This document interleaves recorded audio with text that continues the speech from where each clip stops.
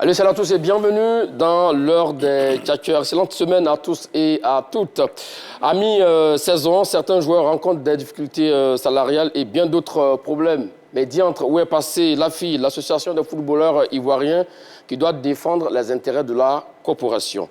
L'AFI a-t-elle échoué dans son rôle d'aider ses adhérents? Voici le sujet du jour. Martial Gourou et Mathieu Blé sont vos catcheurs triés sur le volet. Salut à vous, messieurs. Salut Magat. Salut Magat. Comment allez-vous? Bien dans l'ensemble. Assez bien. La SAC s'est qualifiée pour les quarts de finale? Oui, je pense. Donc on va dire le football dans local les codes. va mieux. Oui, mais bien sûr, le football ivoirien va mieux.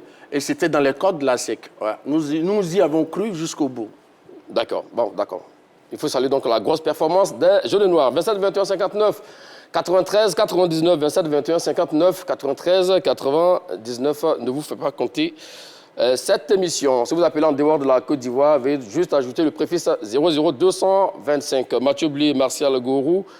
L'AFI, dont l'idée a germé à la CAN en 2008, si je ne me trompe pas. Voilà, après, ensuite, qui a eu donc le jour. Peut-on dire aujourd'hui que l'association est dans le dur? Je pense que le dit n'est pas exagéré, c'est exactement c'est la réalité. On va dire cette association dont la naissance a suscité beaucoup d'espoir aussi du côté des footballeurs, des acteurs du sport et même au-delà. Tout le monde a acclamé l'idée de l'AFI. On va dire 16 ans après, malheureusement, tout ce gros espoir, on va dire, il a fait place à un gros doute. Et aujourd'hui, c'est l'impasse totale. Pour lui, c'est l'impasse totale. Donc, pour vous, vous posez la question, l'AFI est-elle dans le dur? Non, pas du tout, pas du tout. Quand on a les informations sur l'AFI n'est pas dans le dur. Et cette association, qui est l'association des footballeurs ivoiriens, est née en 2009, mais a été véritablement active à partir de 2010. Elle a posé des actions fortes, oui, dont un don d'une dizaine de débriefilateurs à la Ligue professionnelle en 2012. Elle a défendu plusieurs joueurs et apporté l'assistance médicale à bien d'autres. Traoroma de l'EFIM, Bani Mohamed de l'Africa. Et puis, d'autres joueurs ont été opérés grâce à l'AFI. Donc, je crois que l'AFI... Mais là, quand on pose la question dans le dur, on parle de maintenant. Hein? Oui, mais bien sûr, non. Je situe d'abord le contexte dans lequel l'AFI est née, ses actions passées. Et puis, bon, pour la saison actuelle, l'AFI, avec le soutien du ministère de la Jeunesse, a mis en place des sessions de formation qualifiantes pour les joueurs. D'accord. Voilà. Ça, c'est intéressant et c'est bon à savoir. Oui, bien sûr. Alors, la question, si l'AFI est-elle dans le dur, parce qu'on savait, hein, à l'époque où l'AFI était greffée, donc à la FIF Pro, c'était quand même des centaines de millions au moins une centaine de millions. Oui, voilà, un peu plus de 120 millions. 120 et millions. ça n'a pas commencé avec 120 millions, ça a d'abord commencé par 6 millions. Oui. Et puis, ça allait de façon graduelle, ça a augmenté. Et là, ils ont terminé par 120 millions. Donc, je crois que en dehors de cette subvention, l'AFI... D'accord, on repose la question autrement. Oui. Vu qu'on n'a plus, l'AFI n'a plus ces 120 millions par exemple, désormais, comment l'AFI vit? Oui, mais l'AFI a une subvention de la Fédération ivoirienne de football qui est de 15 millions par an. Mais en dehors de cela, vous le savez bien, l'AFI a des partenaires dont je ne peux pas citer les noms pour une question de publicité, mais l'AFI a de nombreux partenaires donc, qui lui permettent de mener ses activités, d'exister. D'accord. Pour vous, l'AFI est dans le dur, on vient de le voir, 120 millions, et on passe à 15 millions de subventions de la fédération annuelle, 120 millions annuels, il faut le rappeler, et 15 millions annuels, là, il y a un gap financier, c'est bien cela? Je pense que vous êtes mieux placé pour corroborer ce que j'ai dit dans la trame, parce que une association comme l'AFI, qui se veut l'émanation de tous les footballeurs ivoiriens, et si son budget de fonctionnement, si je vais dire, c'est 15 millions à l'année, il y a un problème avec tout ça. 15 millions connus, selon Martial Gourou, là, il y a des partenaires qui... Bon, de toute façon, je vois un peu ce dont on veut parler, parce qu'il y avait quand même certains soutiens qui accompagnaient le prix du challenge du mois, vous comprenez, mais c'était quand même à hauteur de 100 000 francs, vous comprenez. Moi, je pense que de manière beaucoup plus sérieuse, il faut poser le problème, il faut regarder le décor, parce qu'on ne fait pas... Alors, c'est quoi le problème, concrètement? Non, c'est ce que je dis. On ne parle pas de l'AFI après 4 ans d'existence, après 5 ans, mais nous parlons de l'AFI qui est née le 15 juin 2009, et aujourd'hui, nous sommes, si j'ai bonne mémoire, le 20 janvier 2025. ça fait au bas mot, si je calcule bien, 16 ans. Après 16 ans, qu'est-ce que cette association ou bien ce syndicat a pu apporter à ses adhérents? Il vous a donné quelques éléments tout à l'heure. Non, en fait, je vais doucement pour ne pas vite aller par rapport à notre débat. Mais quand je regarde le décor global, je dis que le décor global, il n'est pas ingénieux. Parce que quand on voit déjà la posture actuelle du président de cette structure, pour quelqu'un qui est un tout petit peu honnête avec lui-même, il est évident qu'on comprenne que la tête, elle est déjà poreuse et que par conséquent, les intérêts qu'on est supposé défendre devant cette fêtière, je vais dire, on n'aura pas les arguments idoines, sérieux, avec une certaine consistance pour le mener. Parce que simplement, le patron de la fêtière, il est aussi mon patron, vous comprenez. Donc je préférais m'arrêter là déjà. Monsieur Cyril Domoro, le patron de l'AFI, ne défend pas les intérêts des clubs. Défend les intérêts de ses adhérents, de ses membres qui sont des footballeurs. Mais moi, je n'ai jamais parlé de club. Je n'ai jamais parlé de club. Je parle des adhérents. Mais laisse-moi terminer. Tu vois, c'est ça. Quand il n'y a pas d'autre, ce que je vais dire, il dit que comme M. Cyril Domoro est membre du comité exécutif de la FIF, il est partie prenante, donc il ne peut pas défendre véritablement les intérêts. C'est pourquoi je dis que l'AFI ne défend pas les intérêts des clubs. L'AFI défend les intérêts des joueurs. Je ne sais pas si je me fais comprendre. Ça, on le sait. Mais par ailleurs, étant le président de la commission du statut des joueurs, ça lui permet, et oui, M. Magat, l'AFI est restée très active, à participer à l'évolution du football ivoirien. Ça, c'est intéressant. Et à contribuer activement à toutes les réformes qui sont en train de voir le jour.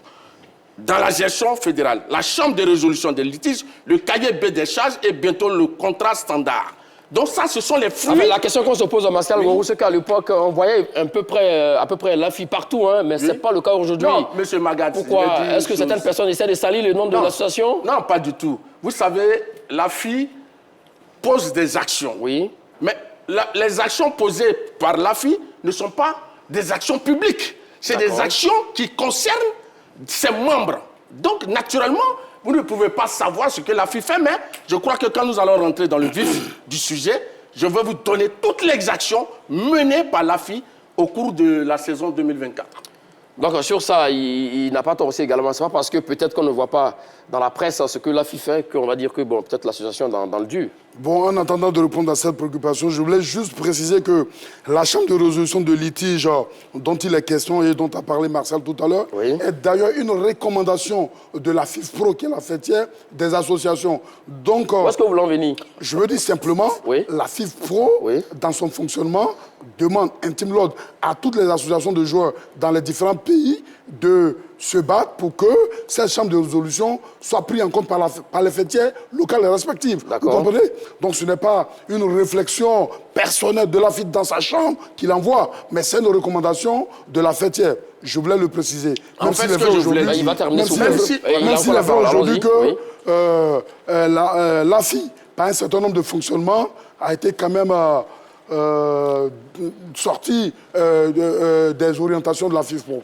Ça, je voulais le préciser par là. En fait, ce que je voulais dire, même si c'est la FIFA qui donne la recommandation qu'il y ait ces chambres, je dis bien que cela fait partie du combat, des fruits du combat de l'AFI. L'AFI étant présente sur le terrain, a mis une pression sur la fédération pour pouvoir mettre en place. Sinon, souvent, il y a des recommandations, mais ça peut mettre du temps.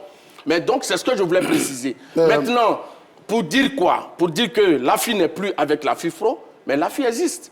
Et M. Magat, je vais vous donner de nombreuses preuves de l'existence de l'AFI. Lorsqu'on sera dans le débat. Voilà, bien sûr. Maintenant, je voulais faire une petite précision. Rapidement. Oui, mais ce que je veux expliquer, quand l'AFI fait de cette recommandation qu'est la résolution de la Chambre de litige un leitmotiv, c'est parce qu'elle est consciente que si elle réussit à bout, ça peut lui donner des opportunités pour bénéficier, enfin, dans le temps où elle était encore avec la FIFPro, de bénéficier de l'amende financière. Parce que quand vous dépendez d'une fêtière et que vous exécutez à la lettre les recommandations de la fêtière, ça vous met à l'aise. Bon, à vous écouter. Donc, normalement, si la fille n'est plus avec la FIFPro, normalement, elle ne devrait plus, effectivement, se baser sur... Non, je vais vous expliquer une chose. Oui.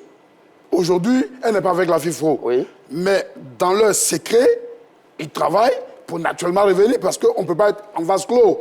Et vous n'êtes pas sans savoir ce que l'AFI ne gagne pas, loupe en n'étant pas avec la FIF clos. Donc, les dirigeants de l'AFI, ils ne sont quand même pas...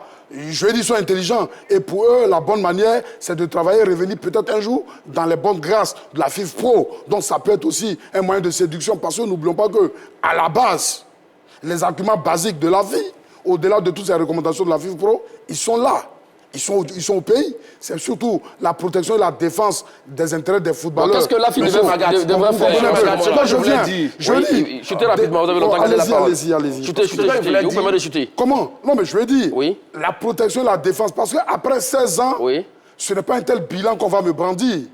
Il n'y a pas longtemps, l'année passée, des joueurs ivoiriens ont été impayés. D'accord, on n'est pas encore à l'heure de bilan. Monsieur Magat, ce que je voulais dire, dans cette chambre dont on parle, dont il a parlé, ce sont les membres de l'AFI, les représentants de l'AFI, qui seront dans cette chambre-là, qui vont représenter l'AFI. Et puis par ailleurs, l'AFI est la seule association de défense des intérêts et des droits des joueurs reconnue par la Fédération ivoirienne de football.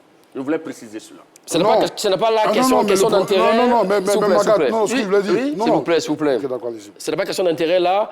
C'est vrai que la FIF, puisque Cyril Demoreau fait partie du comité exécutif, donc tout naturellement que la FIF doit reconnaître l'AFI comme la seule association. Non, je vous explique. Ça, c'est des recommandations même de la FIFA. Oui. Dans toutes les associations, il y a des groupements d'intérêts. Oui. Et les groupements d'intérêts ne peuvent avoir qu'un seul groupement reconnu par la Fédération ivoirienne. Un seul interlocuteur. Voilà. Donc, l'AFI, qui existe avant la nouvelle association, naturellement était déjà reconnue par la fédération, donc rien ne peut changer. Et surtout là, on parle de liberté syndicale. Messieurs, l'association des footballeurs ivoiriens a-t-elle échoué dans son rôle d'aider ses adhérents? Vous parliez en l'instant de salaires impayés, mais déjà, quelle est votre réponse là-dessus sur la question? Bien sûr que c'est oui. D'accord. Je vous laisse développer maintenant. Et avant même l'entame de mon développement, je voulais préciser que en ce moment en Côte d'Ivoire, on a 2 associations qui travaillent pour les joueurs, dont par exemple celle née le 10 octobre 2022 et dirigée par Max Zoro. Ce n'est pas parce qu'elle n'est pas reconnue par l'actuelle Fédération ivoirienne de football qu'elle n'existe pas. L'Union des footballeurs de Côte d'Ivoire. Voilà, l'Union des footballeurs de Côte d'Ivoire, vous comprenez? Ce n'est pas parce qu'elle n'existe pas, ce n'est pas parce qu'elle n'est pas reconnue qu'elle n'existe pas, vous comprenez un peu? Maintenant, pour revenir à la question du jour, je dis oui parce que quand on connaît la naissance de l'AFI, on connaît les membres fondateurs, et l'AFI, dans ses objectifs, parle de solidarité, aussi bien de ses membres que par rapport à ce qu'ils doivent faire. Et quand on a vu l'un des parts de l'AFI, notamment lorsqu'il était question d'apporter le parrainage de ce groupement à un candidat, mais qui plus est membre fondateur, et l'AFI a sauté elle-même ses objectifs qu'elle s'est donnés pour aller soutenir un autre candidat qui n'a rien à voir avec son groupement, on se rend compte qu'on se pose la question légitimement de savoir est-ce que cette association est venue pour travailler pour les footballeurs ou elle est venue être un fait-valoir pour certains objectifs inavoués. Rien que pour ça, on se rend compte. Ça fait un peu du hors-sujet. Hein. On s'arrête à ça, mais je vais revenir là-dessus. Hors-sujet. Oui, clarifiez-nous alors. Non, ça va pour répondre à la question déjà. Mais là, la question, j'ai dit non. D'accord. Parce que l'engagement de l'AFI, accompagner les joueurs, à les aider à tous les niveaux, n'a jamais faibli. C'est assez clair. À quel niveau fait-il du hors-sujet? Non, le hors-sujet, ici, on nous demande, l'AFI a-t-elle échoué dans son rôle? Il repart sur un débat de parrainage, d'élection, mais qu'est-ce que ça a à voir? A-t-il parlé de parrainage? Oui, mais c'est ce qu'il est en train de dire. Ça a quoi à voir? A-t-il fait sortir le mot parrainage? Non, mais attends, dans le langage, il y a les mots au premier degré, j'ai compris là où vous voulez aller. D'accord. Maintenant, je dis non. Pourquoi? Parce que, vous savez, l'AFI se bat toujours. Malgré tout ce qu'on a pu dire, l'AFI continue de se battre et à l'écoute des joueurs. Qu'est-ce que l'AFI a fait aujourd'hui qui prouve que l'AFI aide ses adhérents? Bon, le président de l'AFI, je vais donner tous les dossiers. L'AFI a le dossier des joueurs de l'Asie en main actuellement. D'accord. Et l'AFI était aussi de la conciliation entre le club d'Adiaké et l'Asie. Vous connaissez l'histoire. Et ici, au niveau des réformes, je le disais en début d'émission, l'AFI s'est impliquée dans toutes les réformes qui sont en train de voir le jour dans la gestion fédérale. Et la chambre de résolution, c'est ça, les réformes des litiges, le cahier B des charges et bientôt le contrat standard. Et puis, l'AFI, pour la saison 2024-2025, est placée sous le signe de la formation des adhérents, en partenariat avec l'agence emploi jeune. L'AFI proposait des formations marketing digital, personal branding, analyse vidéo. Et tout ça pour préparer la reconversion des joueurs, pour préparer leur après-carrière. Est-ce que vous comprenez? Et donc, les modules, les premiers ont commencé en novembre-décembre et les deuxièmes vont commencer bientôt. Je m'arrête là pour l'instant. Voici ces premiers arguments, mon cher Mathieu Blé, qui prouvent que l'AFI aide ses adhérents pour le moment. Et vous dites le contraire. Ou c'est pas assez pour vous? Non, je crois qu'il a raison de s'arrêter là parce que lui-même, il a lu. Mais au final, on se rend compte qu'il n'y a rien de concret. Je reviens là où lui saute sur le parrainage. Je m'attarde sur un leitmotiv de l'AFI, qui est la solidarité des membres. Parce que ça demeure dans les textes de l'AFI. Et c'est faisant allusion à la solidarité des membres que j'ai parlé du non-respect. Ah. Vous comprenez? Donc, si je comprends ce que Marcel voulait dire là-dessus. Donc, pour vous, ils n'ont pas été solidaires? Ce n'est pas pour moi. C'est selon le test. Dès l'instant qu'un des membres de l'AFI candidate pour une élection, mais ça va de soi. Que ce groupe-là... Ce matin, on n'est pas en train de parler. On n'est pas en train de parler du parrainage de l'élection. C'est-à-dire, nous maintenant, je suis d'accord. Vous me posez la question de savoir est-ce que l'AFI a échoué? Je dis oui, elle a échoué. Et une des preuves de cet échec, c'est ce que je souligne. D'accord. Deuxièmement, quand aujourd'hui, il y a une deuxième association dans ce milieu, c'est la preuve qu'il y a beaucoup qui ne sont pas d'accord avec le fonctionnement de l'AFI. Vous comprenez? Que faites-vous de ce qu'on appelle la liberté syndicale où on Mais la liberté syndicale n'est pas dans la joie. Oui. Et la liberté, la division, on va dire, ne vient pas parce qu'on est content. Elle vient quand on est mécontent d'un fonctionnement. D'accord. Et aujourd'hui, ce que Martial, malheureusement, ne veut pas admettre, qui saute aux yeux même de ceux des aveugles, c'est que l'AFI, du fait de l'appartenance du commerce du président Domoro, est aujourd'hui un groupement inféodé à la Fédération ivoirienne de football. On peut tout me raconter, mais nous ne sommes pas des naïfs. C'est interdit? Comment? C'est interdit? Qu'est-ce que c'est interdit? Est-ce que c'est interdit? Monsieur Jérémy Gitap, je vais vous expliquer une chose. Je vais vous expliquer une chose. Une association, c'est un groupement. Il peut avoir des collaborations. Mais à partir du moment où le président, il est un collaborateur, pour ne pas dire un subalterne, de l'actuel président de la Fédération ivoirienne de football, il est évident que les intérêts, la défense des intérêts qu'il devait porter, ne peut plus être portée d'une manière beaucoup plus correcte. On peut tout me raconter. Est-ce que le fait que Cyril Domoro fasse partie du comité exécutif l'empêche de travailler pour ses joueurs? On va y revenir sur la question. Vous allez répondre à la question tout à l'heure. Monsieur Jérémy Gitap, qui est le représentant de la FIFPro en Afrique, il est membre de la commission technique pour le développement du football africain au niveau de la CAF. Mais ça ne l'empêche pas de diriger le syndicat dont il est le patron.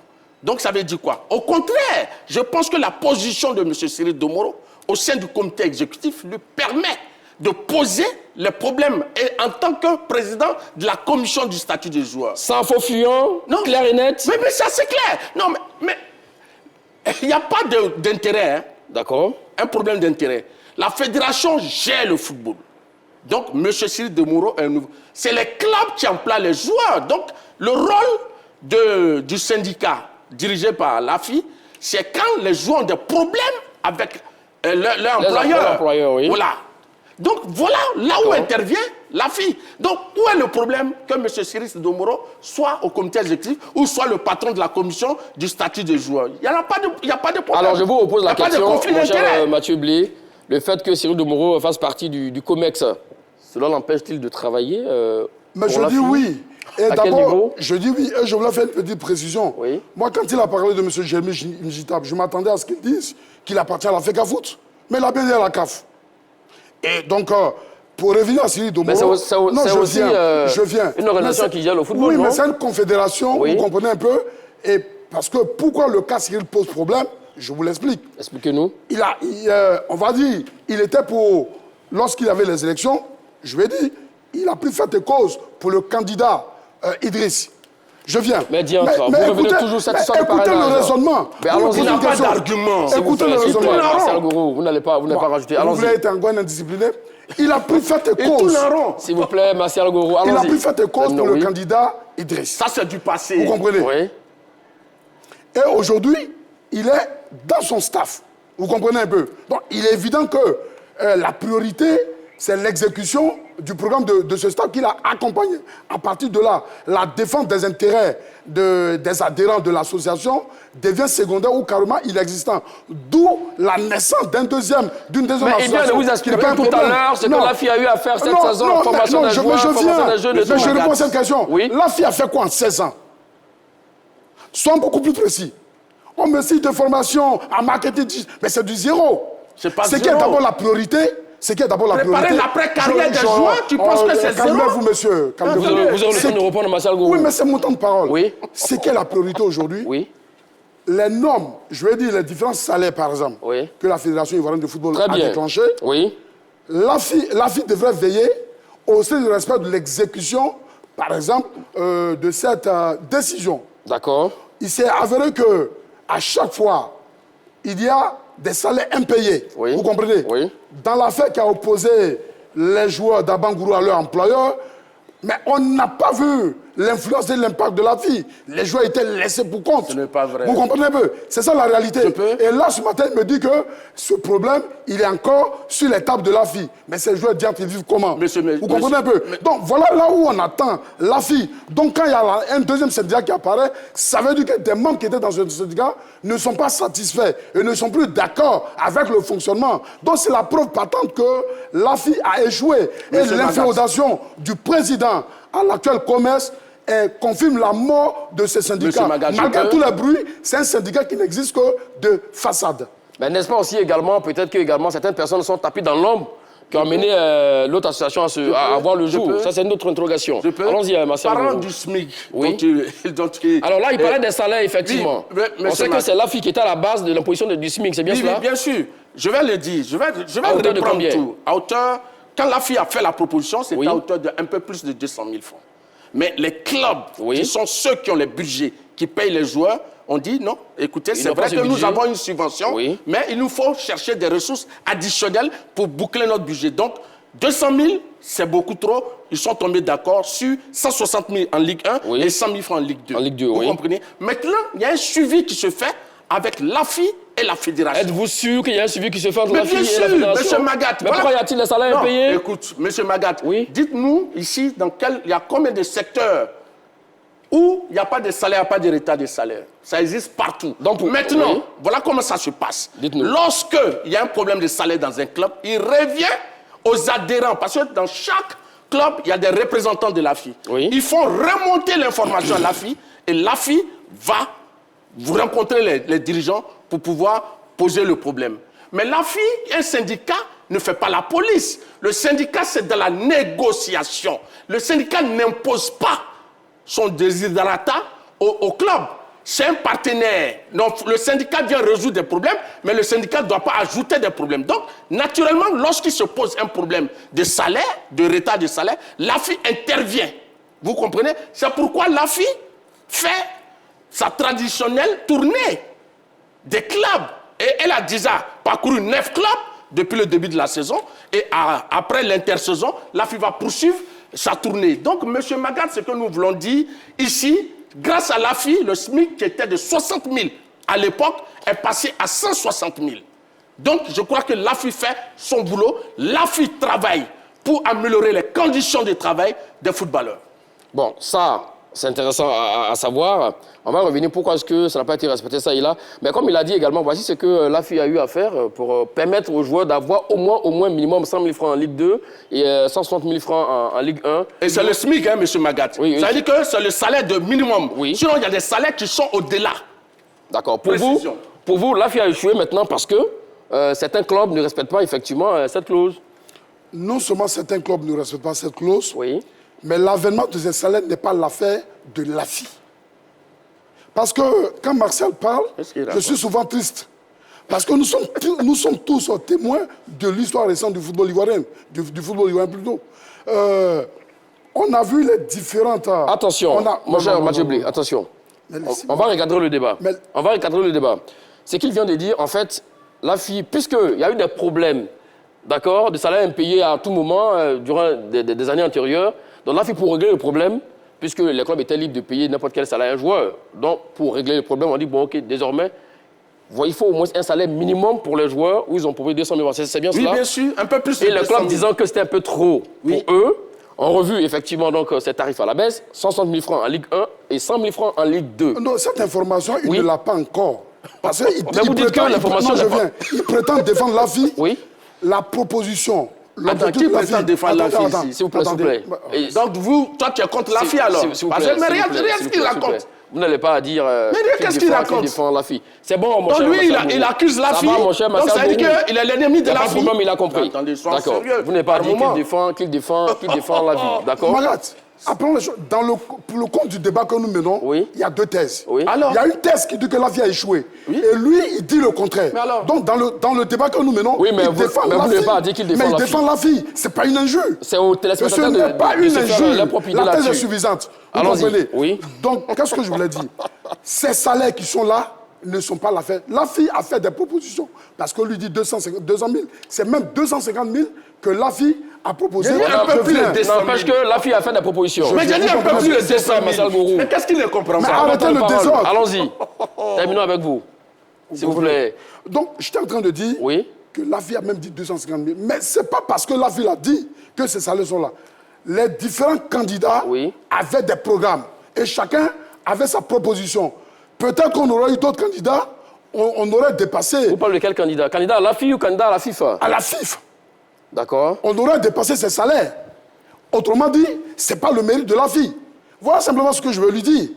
Maintenant, les problèmes basiques, les joueurs ivoiriens, notamment ceux qui évoluent en ce moment en Côte d'Ivoire, sont laissés pour compte.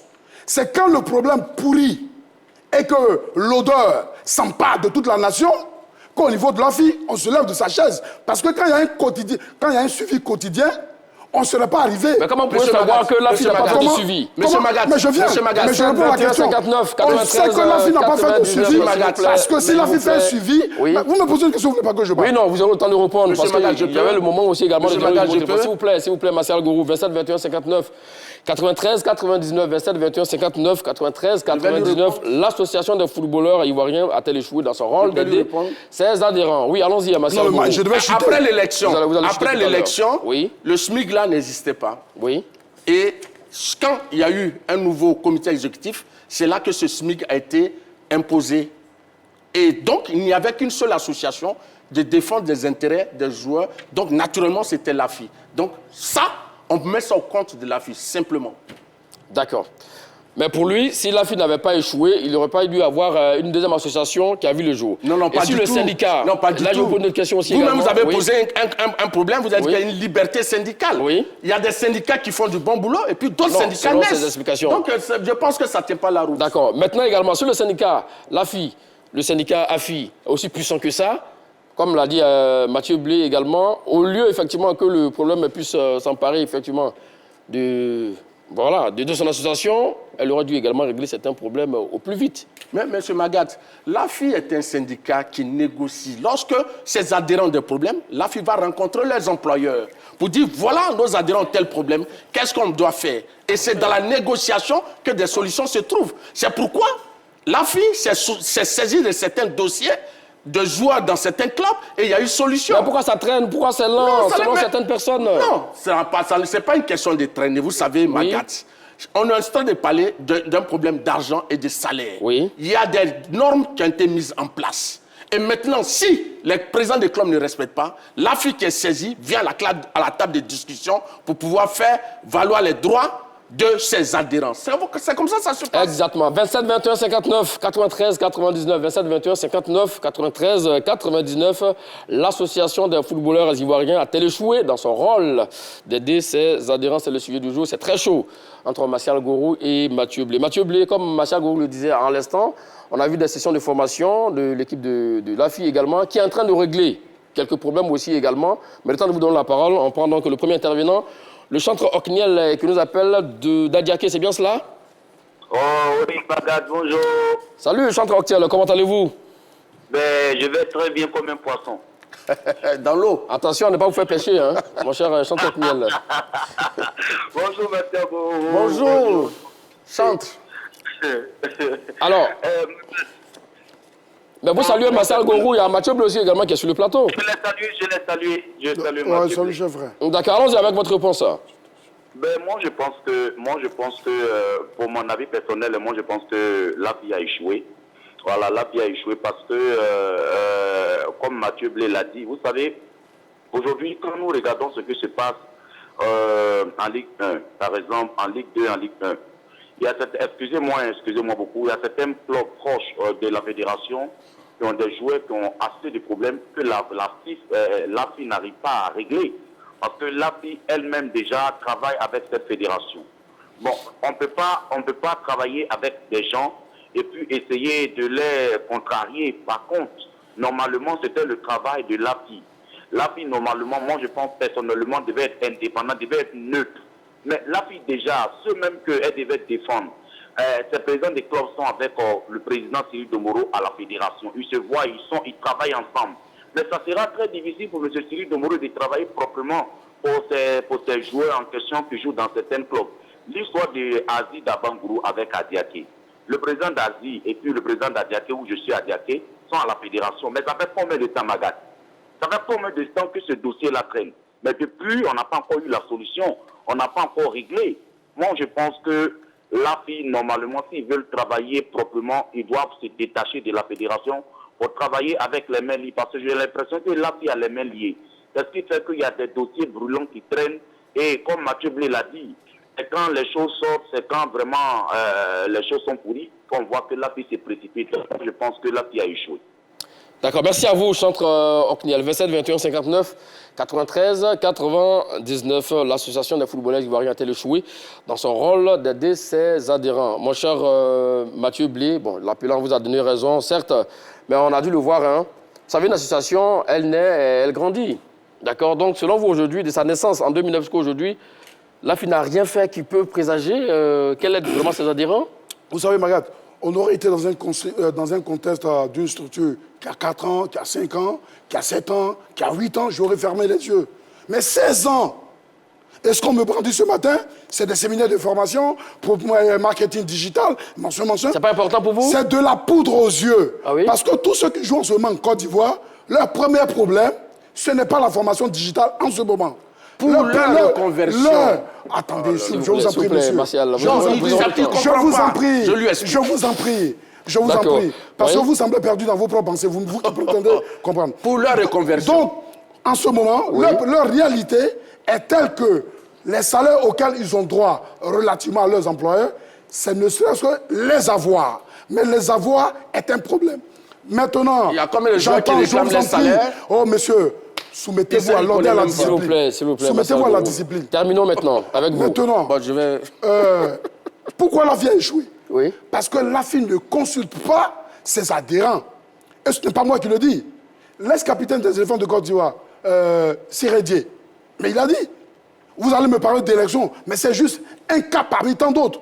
Parce que quand on doit prendre une décision pour le compte d'une corporation, d'un syndicat, d'une association qui nous a mandatés, les premières personnes à consulter, ce sont les adhérents. Mais le président ne se lève pas d'une manière unilatérale pour prendre une décision. C'est ce qui a justifié la sortie de Sirédié et de bien d'autres. Donc, à partir de ce basique qui n'est pas respecté, on a un président qui est inféodé, qui ne peut pas dire quelque chose, malheureusement, devant le président, qui suit la sélection à tout point de vue, on ne peut pas dire qu'on a réussi. Parce que c'est quand même 16 ans d'existence. C'est en 16 ans d'existence, on me brandit qu'on a formé des gens, mais qui on forme? Allez, on fait un tour à Bangolo, mon cher Marcel Gorou, le temps de revenir à vous. Précisément à Bozagnan, hein, c'est bien cela, hein? Ouais, c'est Bozagnan. D'accord, monsieur Doku Jean Didier. Salut à vous, bienvenue dans l'heure de Tchaki en tout dans la question. L'association des footballeurs ivoiriens a-t-elle échoué dans son rôle d'aider ses adhérents? Nous vous écoutons là-dessus. Ok, je vous salue, soyez bénis. Amen, amen. Amen. Allons-y avec votre point, s'il vous plaît. Bon, vous savez, nous ne sommes pas dupes. Hein. On a en Côte d'Ivoire, nous ne sommes pas dupes. D'accord. Dans un premier temps, quand une association qui défend une corporation est dans le bureau d'une structure contre laquelle elle doit défendre l'association, ce n'est plus du syndicalisme. C'est quoi? Ce n'est plus du syndicalisme. Là, je peux appeler ça un porte-parole de ce groupement. Parce qu'il est nommé. Donc il ne peut plus défendre de façon claire les intérêts de sa corporation. Parce qu'il est au sein du bureau. Donc, à vous écouter, M. Doku Jean Didier, à vous écouter, si je vous suis bien, c'est parce que Cyril Domoro fait partie du comité exécutif actuel qu'il y a des problèmes de salaire impayés. C'est bien cela? Il n'arrive pas à régler le problème, c'est ça? Mais c'est clair, c'est clair. C'est clair. Cyril Domoro ne peut pas sortir ses muscles contre le président de la FIF parce qu'il est dans le bois sacré. Oui, mais ce n'est pas le président de la FIF qui doit C'est lui qui paie les salaires. Qui doit de l'argent aux joueurs, hein? Vous dites? C'est pas le président de la FIF qui doit des salaires impayés. Mon cher frère. Oui. C'est le club qui donne de l'argent aux joueurs. Oui, ça c'est vrai. Ça, on est d'accord, oui. On est d'accord avec ça. Mais j'ai dit, Cyril Domoro, s'il n'était pas dans le bois sacré de la FIF, mais tout ça allait se passer très bien. Parce que, tenez-vous bien, hein, ce n'est pas seulement au niveau des clubs, mais c'est au niveau aussi de la fédération. Après la CAN, la FIF a reçu 8 milliards. La FIF a reçu 8 milliards. Bon, c'est pas le sujet, mon cher Doku Jean Didier. On a vu après la répartition au niveau du football amateur et quelques ligues également. D'accord, merci à vous, monsieur Doku Jean Didier. Pour lui, effectivement, Cyril Domoro n'a pas les mains libres. Bon, donc, voilà la réponse que je vais vous donner. C'est quoi la réponse? Monsieur Magat, quand le président de la FIFA ou de la CAF doivent être élus, c'est les présidents de fédération et tous les acteurs du football qui battent campagne pour Pierre ou Paul. Mais après la victoire du président Gianni Infantino, il a nommé des personnes qui lui étaient proches à la FIFA, qui occupent des commissions importantes. Mais ce n'est pas pour autant que ces commissions ne rendent pas les décisions justes. Donc, c'est la même chose. Donc, ici, je pense que là, on veut fuir le débat. On nous a posé une question assez claire. L'AFI a-t-elle échoué dans son rôle d'aider ses adhérents? J'ai dit non. Parce que l'AFI reste un acteur majeur, incontournable pour l'amélioration des conditions des joueurs. Et j'ai cité ici... des joueurs, oui, lorsque certains n'ont pas les salaires... Non, monsieur Magat, les salaires, oui, je dis que ce n'est pas un épiphénomène. D'accord. Ça, dans la société dans laquelle nous vivons, partout ailleurs, dans toute activité, il y a des problèmes de salaire. Maintenant, ici, qu'est-ce que l'AFI fait pour que ces problèmes soient résolus? L'AFI va discuter avec les dirigeants des clubs. Et j'ai dit, pourquoi l'AFI continue de travailler pour les conditions de ses membres? L'AFI, ici, a le dossier des joueurs de l'Asie en main. OK? L'AFI est à la conciliation du problème entre le club d'Adiaké et l'Asie. Et en fait, lui, il semble minimiser ça. Mais quand des joueurs, ils finissent, on voit les joueurs ici, quand ils finissent de jouer au football, ils souffrent. Donc l'AFI prépare leur reconversion, leur après-football. Donc prendre déjà le taureau par les cornes. Voilà, donc c'est par rapport à ça qu'ils proposent des formations marketing digital, personal branding, analyse vidéo, pour préparer la reconversion. Mais c'est très important dans la vie de ces athlètes-là. Direction Meyagui pour prendre l'intervention voilà, de M. Kouadio Olivier. C'est là, vous, M. Kouadio? Oui, monsieur, ça va. D'accord. Alors, la question du jour, l'association des footballeurs ivoiriens a-t-elle échoué dans son rôle d'aider ses adhérents? Quelle est votre réponse là-dessus? Bon. Par là, je ne sais pas saisi. D'accord. On a du mal à vous entendre, mon cher Kouadio. Essayez donc de nous rejoindre encore une fois à 27 21 59 93 99 si c'est possible, effectivement. Alors, monsieur, l'autre question, c'est également, comme on l'a dit, non, on a placé du temps. Le temps qui nous est... Oui, mais vous aurez la parole à l'instant même, d'ailleurs, d'accord? Alors, certains disent que Cyril Domoro a atteint ses limites, il est essoufflé. Qu'en dites-vous? C'est pas qu'il est essoufflé. Le début a montré qu'il n'était pas capable. Malheureusement. C'est trop fort. Mais 16 ans. C'est 16 ans de présence dans la tête de la fille. Oui. On n'est pas capable de me sortir un fait majeur. Là, le monsieur a parlé encore. Et qu'est-ce qu'il me dit? J'aurais voulu qu'il me dise les cas des jeux d'Abangro ont été réglés. Mais il dit ça demeure sur la table. Ça veut dire que ce n'est pas réglé. Il n'est pas capable pour le détail. Donc, à partir de là, après 16 ans, la Côte d'Ivoire, on va laisser terminer rapidement, oui. Je vous en prie. Ensuite, rapidement, donc, oui. Donc, ça montre que, pour faire un peu plus crédible et plus sérieux, après l'élection ou la nomination de M. Domoro à la FIF, il aurait fallu qu'il ait la tête de la fille. Ça allait nous se donner une petite odeur de crédibilité. Mais je dis, quand on bat campagne pour quelqu'un et qu'on travaille avec lui, on ne peut plus travailler. Ah non, mais vous refusez un certain nombre de choses. Maintenant, les cas des joueurs qui sont pendants ne sont toujours pas réglés. Et des gens viennent gaillardement s'asseoir pour applaudir en disant on a promis une formation marketing, on raconte des histoires. C'est de la poudre aux yeux. C'est une association qui simplement vous n'avez plus la parole, Mathieu Blé. Monsieur Cyril Domoro n'est pas essoufflé. Non, loin de là. Il reste à la barre. Ça ne me surprend pas. Il est au cœur du système. Membre du comité exécutif. Il n'a pas atteint ses limites. Non, pas du tout. Les membres du comité exécutif. Le président de la commission de statut des joueurs. Et il continue de diriger l'AFI de main de maître. Et rappelez-vous, monsieur Magat, à la dernière élection, Assemblée générale élective de l'AFI, il a récolté près de 100% de voix. C'est la preuve qu'il joue encore de la confiance des joueurs, des athlètes. Et ça, ce sera... Maintenant, d'une bonne notoriété. Oui, bien sûr. Et monsieur Cyril Domoro, il faut rappeler que le football lui a tout donné. Et avant l'AFI, il voulait donner aussi au football. Et il a créé, en 1999, l'une des premières académies de football qui a révélé des champions d'Afrique. Gadji Tallo, Michael Seri, Wilfried Bony. Donc, ça veut dire qu'il est dans la continuité. Après l'académie, aujourd'hui, il est à l'AFI, il continue de servir les joueurs, le football ivoirien. Alors pour Martial Gorou, Cyril Domoro n'est pas époumoné, voilà, il respire bien, il est encore à la barre, il peut quand même apporter beaucoup de choses à la tête de l'AFI. Martial, c'est un spécialiste de la propagande, donc c'est pourquoi... S'il vous plaît, donnez vos arguments. Il n'y a pas d'argument. Voilà. Donc, c'est le contrat qui m'aura surpris. Oui. Je veux dire, comme dit l'adage... Donc, il doit passer la main. Comme dit l'adage, il n'est jamais tard pour mieux faire. Oui. Je pense qu'il a eu de bonnes intentions, mais la réalité actuelle montre qu'il n'a jamais été capable, vous comprenez. D'où ce discrédit de l'AFI vis-à-vis de l'opinion sportive et vis-à-vis des acteurs. D'accord. L'association des footballeurs ivoiriens a-t-elle échoué dans son rôle d'aider ses adhérents? Mon cher Martial Gorou, vous avez 30 secondes pour infirmer ou confirmer vos différents arguments durant cette émission. Tout. Là, j'ai pris devant les téléspectateurs de cette émission, j'ai donné les arguments. Au niveau des actions de l'AFI continue d'aider les footballeurs. Lorsqu'il y a un problème de salaire, l'AFI participe à la résolution de ces problèmes-là. Et l'AFI continue d'aider ses adhérents par la formation, en préparant leur avenir après le football. Donc, je crois que c'est un élément important. Donc, l'AFI, vraiment, est présente dans le quotidien et la gestion de ses adhérents. Très bien. Mathieu Blé? Je pense que pour prétendre à préparer l'avenir de son membre, il faut d'abord l'aider à exister, donc à avoir ce à quoi il a droit, c'est-à-dire son salaire, ce qui n'est pas le cas. S'il y a eu des scissions et que d'autres syndicats sont nés, d'autres associations sont nées, c'est la preuve que cette association a trahi ses membres.